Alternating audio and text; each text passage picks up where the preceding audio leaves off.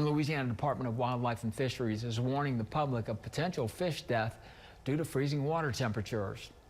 LDWF says the concern is mainly across the coast as an Arctic blast moves across the state. This could potentially impact coastal species, including sand sea trout, red drum, black drum, and spotted sea trout. The department says they are not expecting severe impacts for inland freshwater species.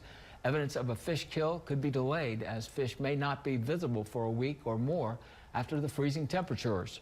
If you come across significant numbers of dead fish or dying fish, you're asked to contact LDWF.